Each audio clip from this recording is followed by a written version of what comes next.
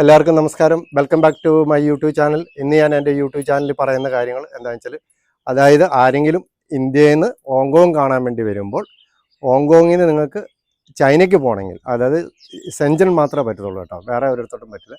സെഞ്ചനിൽ പോകണമെങ്കിൽ നിങ്ങൾക്ക് ആഗ്രഹം ഉണ്ടെങ്കിൽ ഇവിടെ വന്നിട്ട് നിങ്ങൾക്ക് വിസയ്ക്ക് അപ്ലൈ ചെയ്യാൻ പറ്റും. അതിനൊരു ഏജൻസി ഉണ്ട്. ആ ഏജൻസിയെ വിളിച്ച് പറഞ്ഞ് നിങ്ങൾ 2 ദിവസം മുമ്പേ വിളിച്ച് പറഞ്ഞു കഴിഞ്ഞാൽ നിങ്ങളുടെ പാസ്പോർട്ടിൻ്റെ ഫ്രണ്ട് പേജിൻ്റെ മാത്രം ഫോട്ടോ അയച്ചു കൊടുക്കുക. പിന്നെ 14 ഡേയ്സിൽ നിങ്ങൾക്ക് ഇവിടെ കിട്ടുന്ന വിസയുടെ ഒരു ഇതും, പിന്നെ നിങ്ങൾ ഫ്രീ അറൈവൽ രജിസ്ട്രേഷൻ എടുത്തിട്ടില്ല വരുന്നത്, ആ കോപ്പിയുടെ ഒരു ഫോട്ടോയും, ഈ 3 എണ്ണം അവർക്ക് അയച്ചു കൊടുത്തു കഴിഞ്ഞാൽ. ഹലോ ഗൈസ്, ഇതെൻ്റെ ഫ്രണ്ടാണ്, UK എന്ന് വന്നതാണ്. അപ്പോൾ ഞങ്ങൾ ഒരു ജസ്റ്റ് ഇന്ത്യൻ പാസ്പോർട്ടാണ് 2 പേർക്കും. ഇന്ത്യൻ പാസ്പോർട്ട് ഉള്ളവർക്ക് ജസ്റ്റ് സെഞ്ചനിൽ വരാൻ വേണ്ടിയിട്ട് ഈ പുള്ളിക്കാരിയെ കോൺടാക്ട് ചെയ്താൽ മതി. വിസ ഒരു 5 നൈറ്റ് വരെ നിൽക്കാനുള്ള വിസ കിട്ടും. $150 ഹോങ്കോങ് ഡോളറാണ് അതിൻ്റെ ചാർജ്. ബാക്കി ഇതിൻ്റെ അഡ്രസ്സും ഡീറ്റെയിൽസും ഞാൻ എൻ്റെ ലിങ്കിലിടാം. Thank you. അവിടെ താമസിക്കാൻ വേണ്ടി ഞങ്ങൾ പുള്ളിക്കാരോട് തന്നെ പറഞ്ഞിട്ട് റൂം ബുക്ക് ചെയ്ത് നല്ല അടിപൊളി ഹോട്ടലായിരുന്നു, കുഴപ്പമില്ലായിരുന്നു. അത്യാവശ്യം താമസിക്കാനും ഒക്കെ നല്ല എന്താ പറയുക സ്പേസും ഒക്കെ ഉള്ള നല്ല റൂമാണ്. ഇതാണ് റൂം. റൂമിൽ ഇതൊക്കെ കാണിച്ചു തരാം.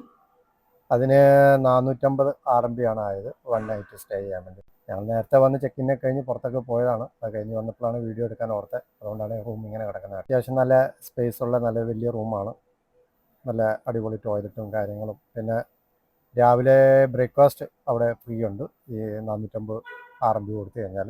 അപ്പം നിങ്ങൾ ആരെങ്കിലും ഇങ്ങനെ പുറത്ത് പോകുന്നുണ്ടെങ്കിൽ, ഇങ്ങനെ ചൈനയ്ക്ക് പോകാൻ പ്ലാൻ ഉണ്ടെങ്കിൽ ഈ പറഞ്ഞ പോലെ പുള്ളിക്കാരോട് തന്നെ പറഞ്ഞു കഴിഞ്ഞാൽ, കാരണം ഒരു നൈറ്റിൽ കൂടുതൽ നമ്മളവിടെ നിൽക്കണമെങ്കിൽ നമ്മൾ റൂം ബുക്കിംഗ് കാണിച്ചു കഴിഞ്ഞാലാണ് നമുക്ക് വിസ കിട്ടത്തുള്ളൂ. അപ്പോൾ ഇനി നമ്മൾ അന്വേഷിച്ച് കഷ്ടപ്പെടുന്ന നല്ല പുള്ളിക്കാരോട് പറഞ്ഞു കഴിഞ്ഞാൽ പുള്ളിക്കാരി റൂം അറേഞ്ച് ചെയ്ത് തരും, കുഴപ്പമില്ല. അതിൻ്റെ എല്ലാം പിന്നെ എല്ലാം RMB ആയിട്ട് തന്നെ പുള്ളിക്കാരിക്ക് കൊടുക്കണം, പൈസ കൺവേർട്ട് ചെയ്ത് കൊടുക്കുമ്പോൾ.